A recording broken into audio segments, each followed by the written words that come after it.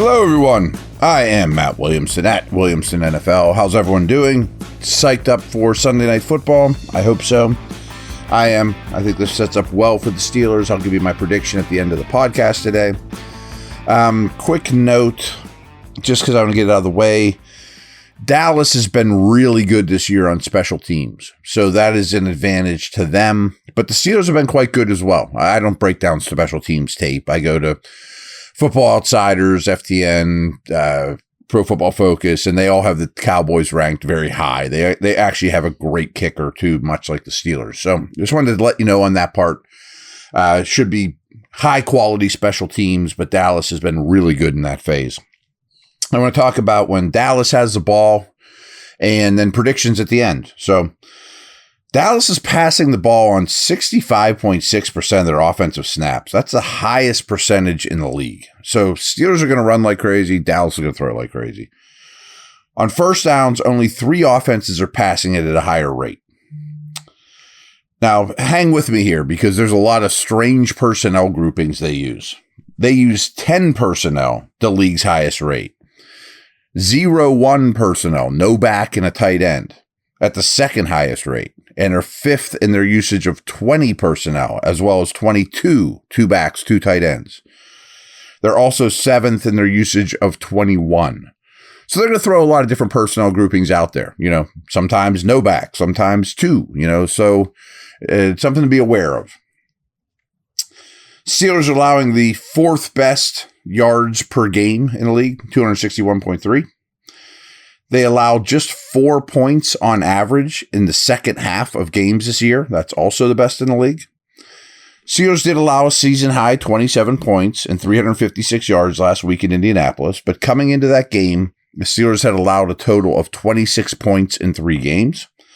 They also gave up 8 third down conversions against the Colts compared to 7 total against the Falcons, Broncos, and Chargers. Dak Prescott's 1,072 passing yards ranks only behind Geno Smith and Brock Purdy. He was leading the league before week 4. Last week, he had 1 incompletion on 19 attempts on early downs with 187 passing yards and 2 touchdowns on first and second downs. Finished the day with 221 yards, which is low for him.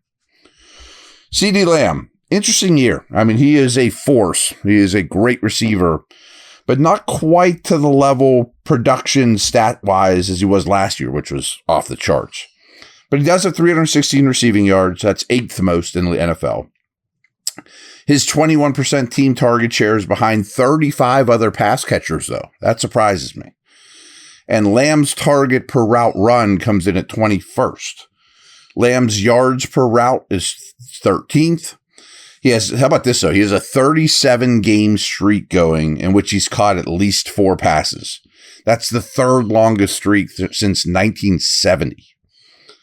Now, this is interesting, too. Lamb's playing almost 50% of his snaps from the slot. Will Porter go to the slot with him? Probably not. Pittsburgh is 25th in yards allowed per target to slot receivers. Beanie Bishop's not really cutting it. The Steelers have allowed 50% of wide receiver receptions to come from the slot. That's the 6th highest rate in the league. However, 4 of Lamb's 5 explosive plays have come when he is allowed outside the numbers, and his 200 receiving yards from the outside rank 4th in the league. So he's doing more damage outside, even though he's aligning about 50-50. Pittsburgh's defense has only given up 205 yards to receivers on the outside. That's best in the league. So that's something we really need to pay attention to is who's catching the balls against the Steelers where they're aligned. Because if you're lined up in the slot, you're doing good work against Steelers. If you're not, you're getting nothing. Jake Ferguson's really interesting in this game, too. He injured his knee in week 1. However, over the past 2 weeks, he has seen team target shares of 22% and 27% last week. He ran a route on 79% of Dallas's dropbacks last week. That's his season high. He's caught 4 or more passes in 9 straight games in which he didn't leave early due to injury. And over his past 10, he averages just under 8 targets per game and has been targeted 18 times over the last 2 weeks. He leads all tight ends right now in targets per route run. And with Cooks out, Ferguson is a massive key to this game. The Steelers are only giving up 23.8 receiving yards per game to tight ends, though. That's the 5th best. However, they give up a league-high 10% touchdown rate to tight ends. They are finding the end zone. Hunter Lepke, Luepke, is a running back for the Cowboys. He led their running backs with 13 routes run. They're really searching at the running back position, to say the least. Pittsburgh has allowed 388 yards after the catch this season. That's 7th best in the league. They've been a very good tackling team. Prescott's only been blitzed on 21% of his dropbacks. Only 6 quarterbacks have been blitzed at a lower rate.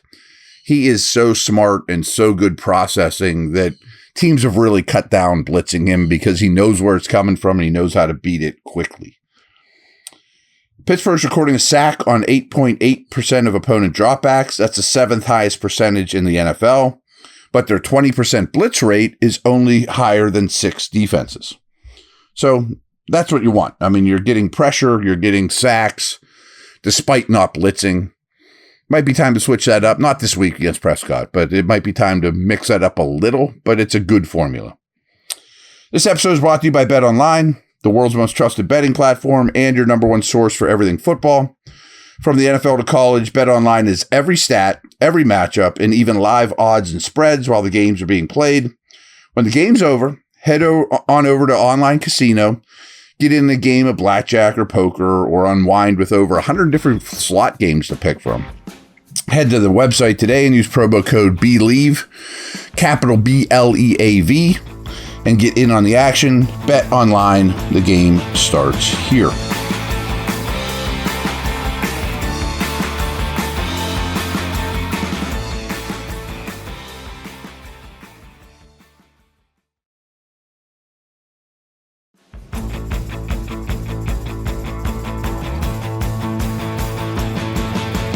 Let's talk about Steelers' run defense versus Cowboys' really bad rushing attack.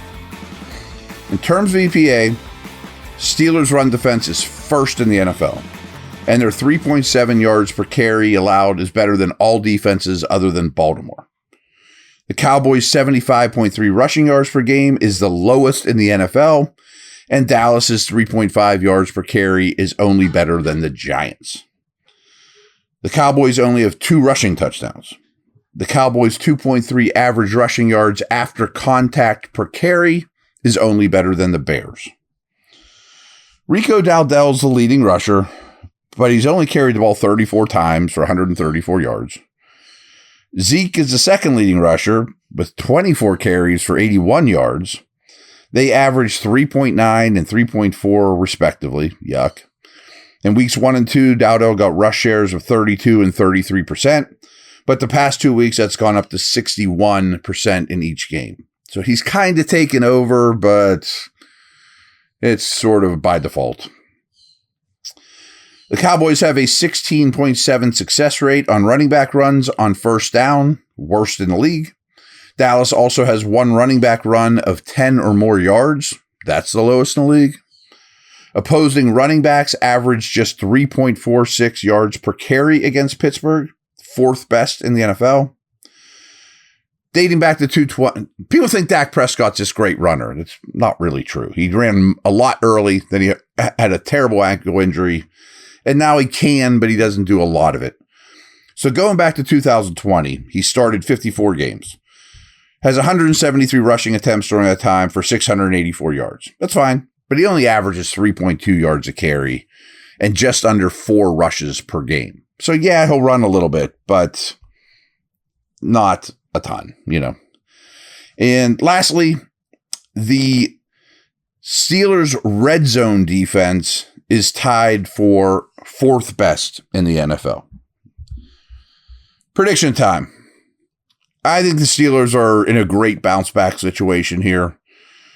Certainly the absence of Lawrence and Parsons, and to a much lesser degree, Brandon Cooks, makes that very favorable. The Steeler O-line situation has me concerned, but the fact that Parsons and Lawrence aren't there doesn't leave Dallas much on defense, and I expect their defense to probably be the weakest of the 4 units.